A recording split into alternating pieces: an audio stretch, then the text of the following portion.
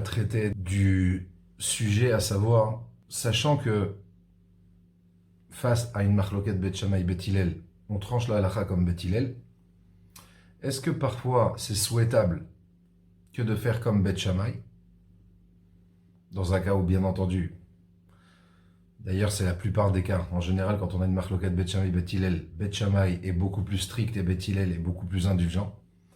Est-ce que donc on a le droit de se, entre guillemets, surpasser? Est-ce que c'est souhaitable de se surpasser et de faire comme Bet Shammai? Est-ce que oui, est-ce que non? C'est ce qu'on va voir Bezrat Hashem aujourd'hui dans les Acharonim. On va commencer Bezrat Hashem avec le Tosfot Rabbi Akiva Eger qui rapporte la responsa de Rabbi Moshe Isserlis, le Rama. Au début, il cite le Rama qui nous dit la chose suivante. Chez N, c'est-à-dire, avant de passer au Rama, rappelons-nous la Mishnah. La Mishnah, on a vu la Machloket Bet Shammai Bet Hillel, dans quelle position on doit se trouver pour faire le Kriyat Shema. Et ensuite, on a vu dans la Mishnah l'histoire avec Rabbi Tarfon.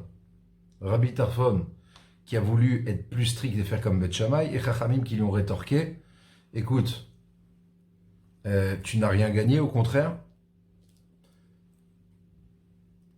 tu aurais dû, pour cette grave faute, tu aurais dû carrément y passer, carrément mourir. Alors il nous rapporte ici donc a priori qu'est-ce qu'on voit de ce Rabbi Tarfon? Ce que les Chachamim ont rétorqué à Rabbi Tarfon, c'est que c'était mauvais et qu'il n'y a rien de bien en cela que d'être plus strict que de faire comme Bet Shammai. Non, a priori ici le Rama, il nous dit, face à cette Mishnah, on pourrait peut-être poser la question suivante, à travers un autre texte. Il nous dit comme ça le Rama. Chez En le Akshot, il n'y a pas lieu de questionner, mais Adeita sauf Perekret, du texte qui est rapporté à la fin du 8e Perek de Masechet Brachot, là-bas il est question d'une marloquette entre Bet Shammai et Bet Hillel. À savoir, quelqu'un qui a pris son repas dans un endroit A et il s'en est allé dans un endroit B. Il n'a pas fait Birkat Hamazon. Et il se rappelle, une fois qu'il est dans l'endroit B, est-ce qu'il peut faire Birkat Hamazon où il se trouve, ou est-ce qu'il doit rebrousser chemin, faire l'effort de revenir à l'endroit où il a pris son repas ou pas? Marloket Bet Shammai Bet Hillel. D'après l'opinion de Bet Shammai, celui qui a oublié, il doit retourner à l'endroit initial, faire Birkat. Alors que Bet Hillel nous dit non. Eux nous disent, écoute, tu as oublié, quel que soit l'endroit où tu te trouves, là-bas tu fais Birkat Hamazon et ça suffit. Or là-bas, la Gemara, elle rapporte une petite histoire. Donc il nous dit le Rama Be'achal ve'shachach ve'lo birer, concernant quelqu'un qui a pris son repas, qui a oublié et qui n'a pas fait Birkat Hamazon sur place. Dechad avid be'shogeg ke Bet Shammai. La Gemara nous rapporte qu'il y avait une fois un élève, et c'est ce qui lui est arrivé en fait. Il a pris son repas à l'endroit A, il s'est déplacé, et à l'endroit B, il se rappelle, il s'est souvenu que, mince, j'ai oublié de faire Birkat. Donc là, halakha, comme Bet Hillel, tu t'installes, tu fais ton Birkat sur place, et ça suffit. Or, cet élève-là, il a voulu se surpasser. Il a dit non, je vais pas me mener la vie facile. Et donc, il a rebroussé chemin, il est retourné dans le premier endroit, enfin, il est retourné il a rebroussé chemin pour se retrouver dans l'endroit A, pour faire Birkat. Et voilà que, Baruch Hashem lui a mis sur son passage une bourse pleine de pièces d'or. Donc, a priori, qu'est-ce qu'on voit d'ici? On voit d'ici que, si Hashem lui a envoyé cette récompense, ça prouve que quoi? Que c'est une bonne chose que d'être marmir, d'être plus strict, et de faire comme Bet Shammai. Donc a priori, ici on a une stira, on a une contradiction. D'un côté, notre Mishnah où Chachamim ont rétorqué à Rabbi Tarfon, t'aurais dû mourir, c'est très grave ce que tu as fait. Et ici, on voit le contraire.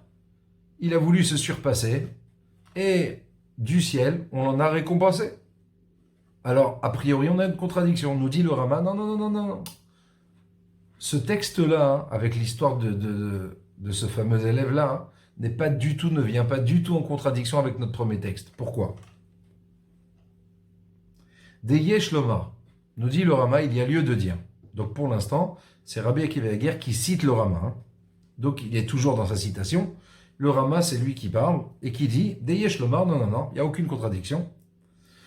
Dafka bedavar she'en bo kula klal. Nous dit le Rama, en vérité, dans quel cas on a le droit d'être plus strict et de faire comme Bet Shammai, de se surpasser et de faire comme Bet Shammai, et que c'est une bonne chose que d'agir ainsi, c'est uniquement si dans mon action, je ne vais nullement, aucunement, dans aucun détail de la halakha, être plus indulgent. Et aval, nous dit le Rama, Bema comme dans un cas où, chez Yesh Ktsad Kula Badava, où il y a quelque part la moindre indulgence, même dans un détail de la halakha, Kegon, comme par exemple, dans notre cas à nous, Lishkav Velikrot Kirat Shema. On sait que Beth Hillel, d'après eux, quelle que soit la position dans laquelle je me trouve, je peux lire le Kirat Shema. Maintenant, quelqu'un, il va dire non, moi je suis assis, je peux faire Kirat Shema, je vais faire l'effort de m'allonger, de me pencher, etc. Ou bien le matin, admettons, je vais faire l'effort de me lever. Enfin, pour l'instant, on va mettre le matin de côté, on va rester avec le soir pour l'instant. C'est de ça qu'il parle. Donc il dit Kegon, comme par exemple, Lishka Velikrot Kirat Shema, quelqu'un qui va s'allonger pour lire le schéma. Il dit, alors, d'un côté, moi, je veux me surpasser. Je ne vais pas faire le Kirat Shema tel quel, je veux m'acquitter selon toutes les opinions. Donc je vais faire l'effort de m'allonger, d'accord? A priori, ça serait une bonne chose, nous dit le Rama. Eh bien non. Pourquoi? Il dit parce qu'en vérité, si on observe la scène, qu'est-ce qui nous paraît beaucoup plus respectueux? De faire le schéma, admettons, assis, ou de faire le schéma allongé ou penché comme ça, comme quelqu'un qui est... D'accord?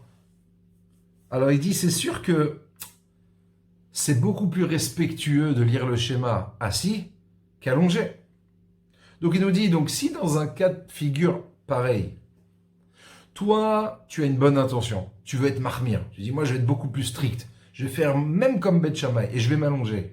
Il dit, ok, donc toi en vérité, tu pars d'une bonne intention. Mais le problème, c'est que quand je compare la lecture du schéma assis et la lecture du schéma penché dans une position, on va dire, cool, décontracte, il dit, c'est clair que la position assise, elle est beaucoup plus respectueuse. Donc, quelque part, ta position, elle n'est pas tellement... Elle n'est pas terrible, en deux mots. Ça veut dire que quelque part, tu te trouves... Tu as voulu être plus strict, mais quelque part, tu es plus indulgent. Sur quoi? Sur ta posture. Et là, seulement, il nous dit, le Rama, bien entendu, que quelqu'un qui est allongé et qui lit le schéma, bien entendu qu'il est quitte selon la halakha. Pourquoi? C'est Beth Hillel. Beth Hillel, lui, tolère, quelle que soit ma position, de lire le schéma. Donc, il dit, bien qu'en vérité, allongé, je suis quitte. Mais étant donné que, à l'instant T, j'étais assis, et que moi, je veux faire un effort, et je vais m'allonger, donc en vérité, ma posture, elle va être moins respectueuse, il dit, en vérité, d'un côté, t'as gagné, de l'autre côté, t'as perdu. Donc, il va nous dire, le Rama, dans ce cas-là, il ne faut surtout pas agir de la sorte. Je vous lis dans les mots. Et là, de Yotse Gamken Beshriva les Beth Hillel. Bien qu'en vérité, allongé aussi, je suis quitte de Beth Hillel. Donc, j'aurais peut-être pu croire que finalement, je reste dans le cadre de la halakha. Oui. Alors que d'après Beth Shammai ou le Beth Shammai d'Afka Beshriva, eux, on sait très bien que le soir, ils nous imposent que d'être allongé, que d'être penché sur le côté. D'accord? Donc, il dit, dans un cas de figure pareil, il ne faudra surtout pas faire comme Beth Shammai. Pourquoi? Parce que quelque part, il y a une indulgence. Même si, en vérité, je reste dans le cadre de la halakha, mais comparer cette posture, la première posture à la seconde, la première est préférable. Celle de quelqu'un qui est assis et qui lit le Kriyat Shema, de manière plus posée, posture beaucoup plus respectueuse. Voilà ce que nous dit le Rama. Maintenant intervient Rabbi Akiva Eger. Il a une question contre le Rama. Quelle est la question? Il dit, le Rabbi Akiva Eger, ok, si j'ai bien compris ce que tu nous as enseigné, toi, le Rama, ou le Fizé, dans les mots, d'après cela, Yehe Adin, ce qui va sortir de ton enseignement, c'est que quoi? Debe Kriyat Shema Shel Shaharit, que concernant le Kriyat Shema du matin, Mutar Lachmir Kebet Shamay, la Amod Velikrot Kriyat Shema, Kevan Den Botzad Kula. Donc il dit d'après cela, qu'est-ce qui va sortir de ton enseignement? Que j'ai très bien compris que le soir, m'allonger, c'est une posture qui est moins respectueuse. Ok, on te l'accorde. Seulement le matin, dans quelle posture, dans quelle position je dois lire le Kriyat Shema du matin d'après Beth Shammai? Je dois me lever. Or, quelqu'un qui est, admettons, assis ou allongé ou en train de marcher, d'accord? D'après Beth Hillel, il les quitte. Donc, dans un cas de figure pareil, étant donné que si, admettons, j'étais assis, mais que je me dis, ou bien j'étais allongé carrément, d'après Beth Hillel, je peux lire mon Kriyat Shema. Seulement, moi, je veux me surpasser. Je veux dire, je veux faire l'effort de m'acquitter même d'après Beth Shammai. Et donc, je vais me lever. Ah, d'après cela, ici, dans aucun point, je n'ai été plus indulgent dans la position dans laquelle je me trouve. Pourquoi? Parce que c'est clair que de me lever, c'est beaucoup plus respectueux que de rester allongé. Donc, dans ce cas-là, nous dit Rabbi Akiva Eger, d'après ce que tu nous as enseigné, toi, le Rama, ce serait permis, le matin, de se lever et de faire comme Beth Shammai. Bon, jusque-là, tout va bien. Seulement, hein, voilà la question de Rabbi Akiva Eger. Il nous dit, Vézé, Delo Kepsa Kashulchan Aruch. Il dit seulement, voilà le problème ici dans l'histoire.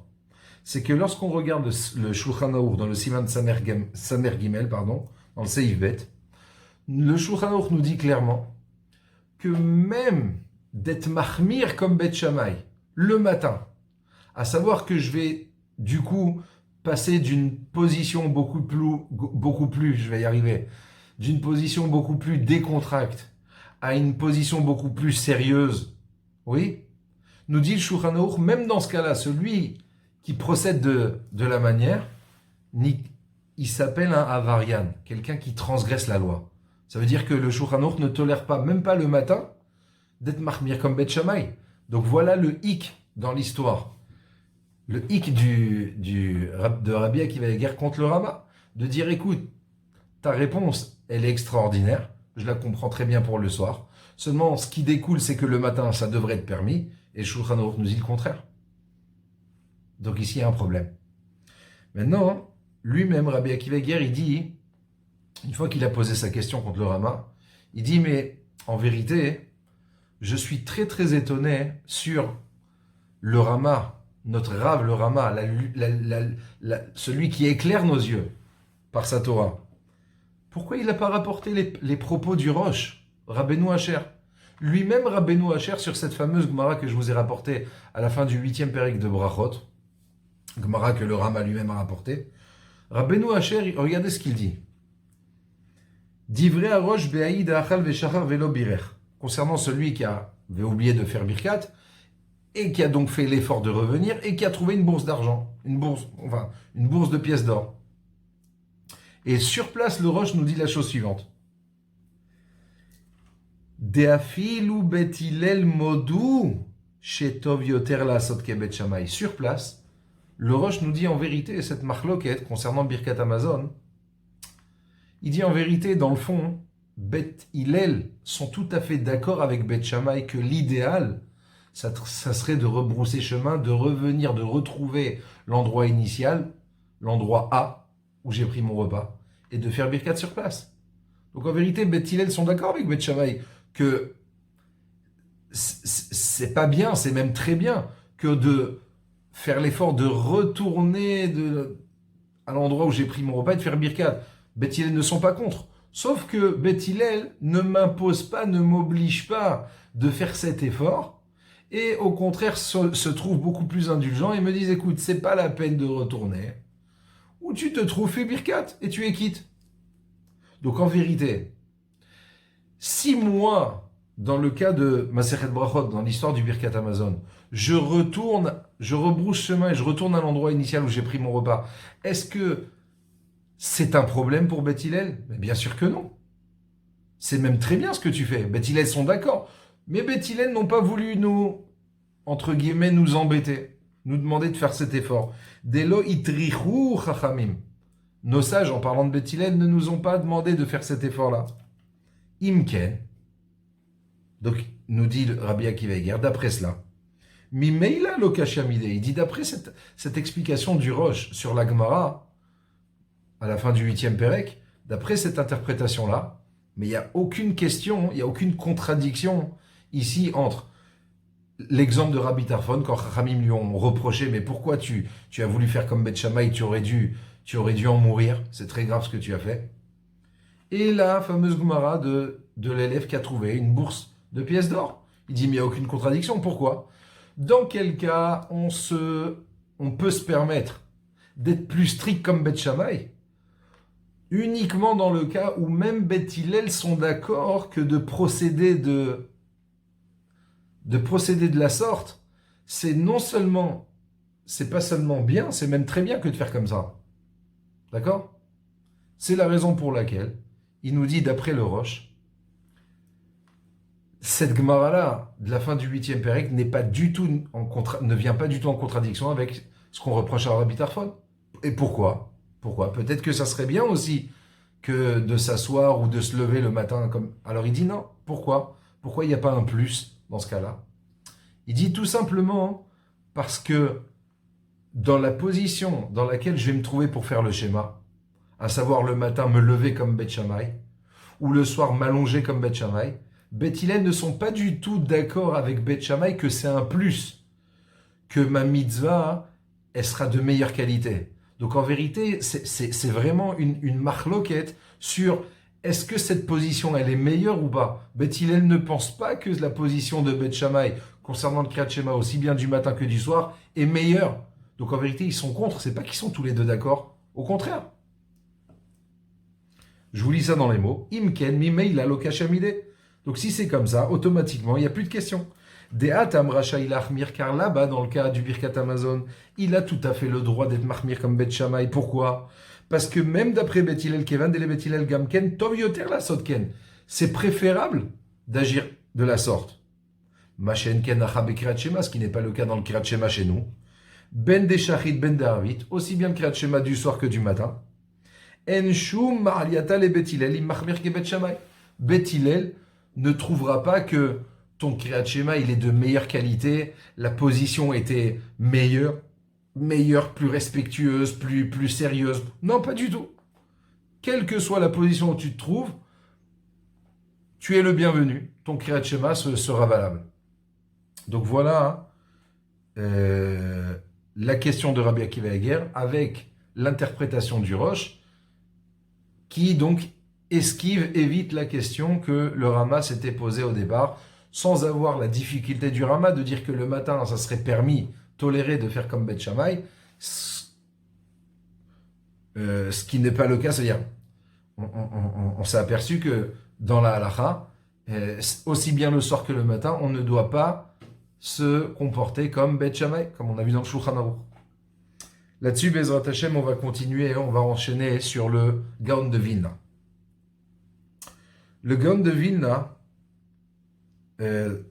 dans la Gemara, sur le Masechet Brachot, sur notre fameuse Mishnah de la Marloquette en Beth Shammai et Beth Hillel dans le Kriyat Shema, on trouve plusieurs opinions dans cette Gemara.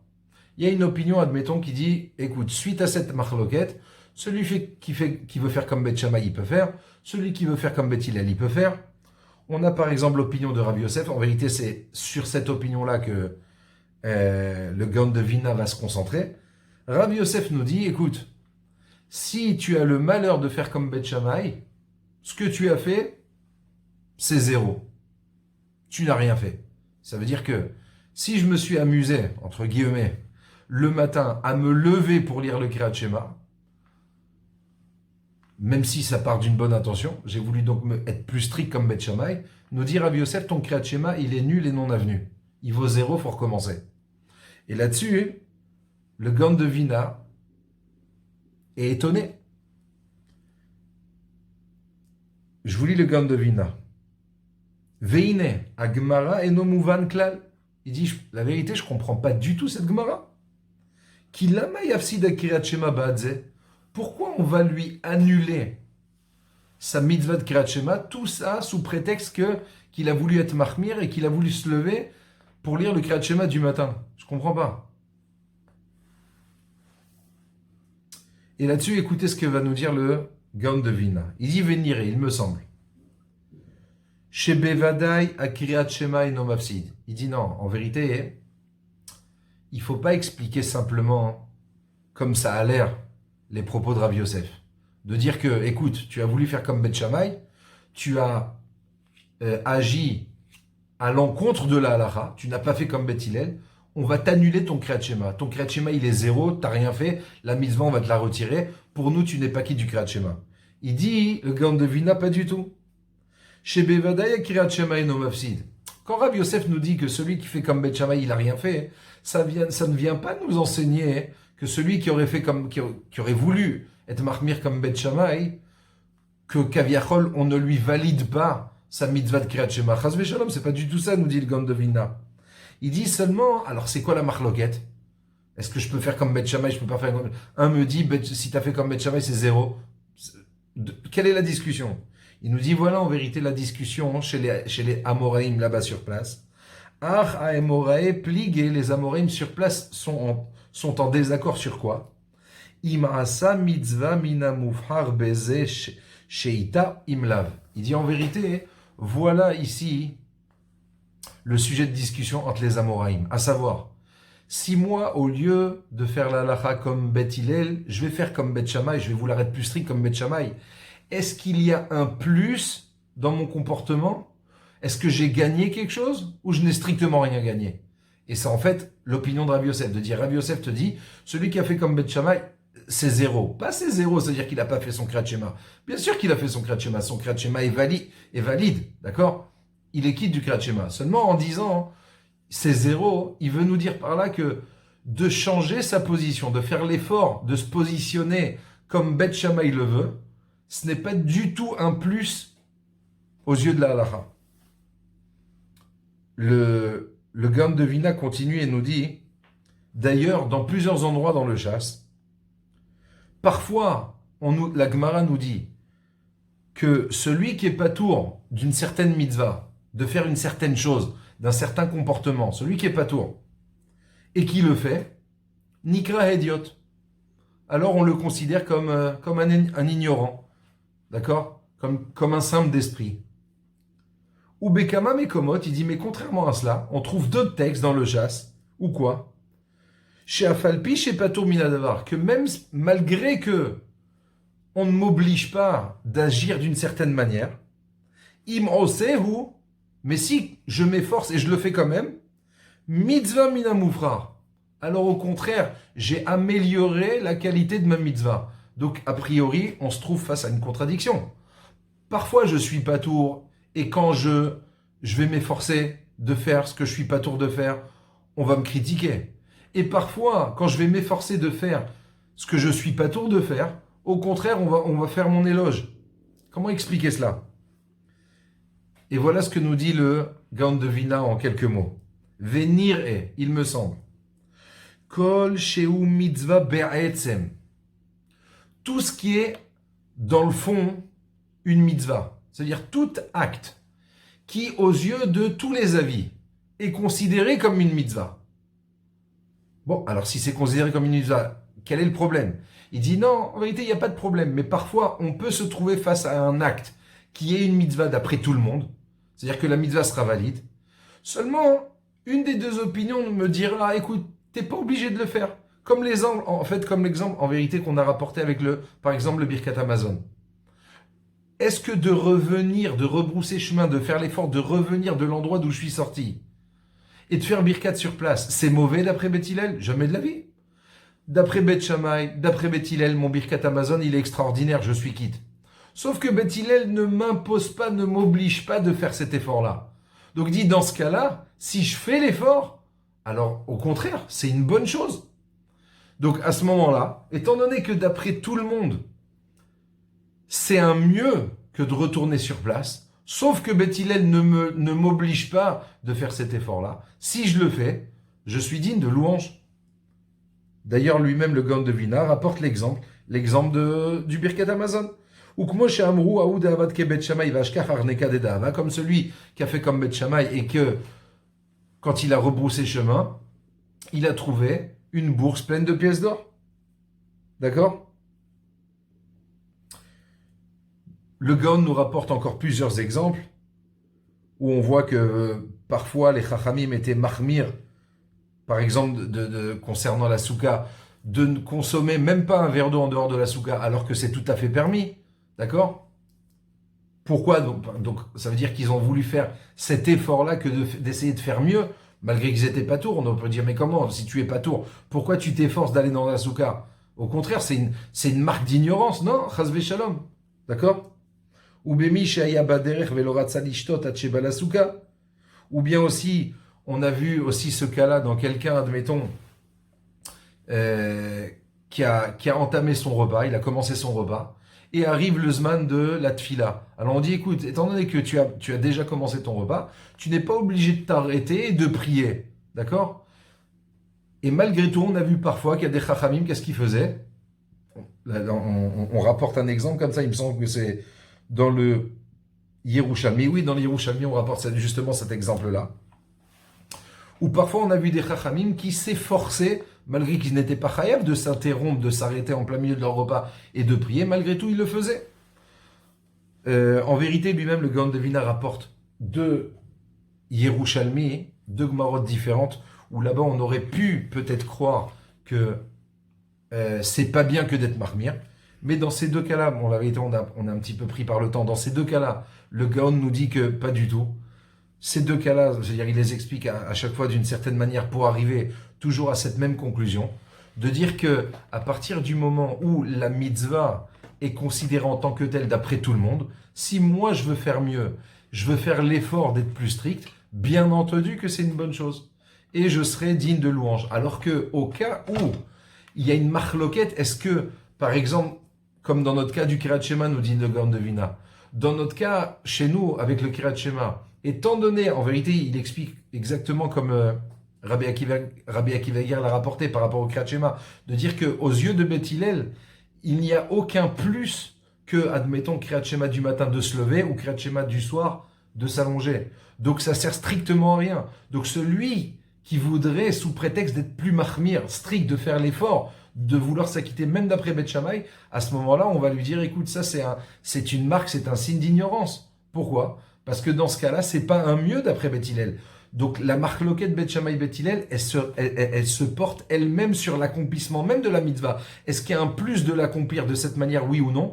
Or, étant donné que c'est là qu'il y a une discussion de Beth Shammai et Beth Hillel, et que Beth Hillel nous dit, pas du tout, quelle que soit la position où tu te trouves, tu peux lire le schéma, et qu'il n'y a rien, c'est pas mieux que de le lire debout le matin ou allongé le soir. C'est la raison pour laquelle celui qui voudra, sous prétexte de vouloir être mahmir, de vouloir faire un effort, de s'acquitter d'après tout le monde, là-dessus on lui dira, écoute mon ami, c'est une mauvaise chose que tu fais. J'espère que j'ai été clair. Je vous souhaite une bonne continuation. Baruch Adonai Le'olam. Amen ve Amen.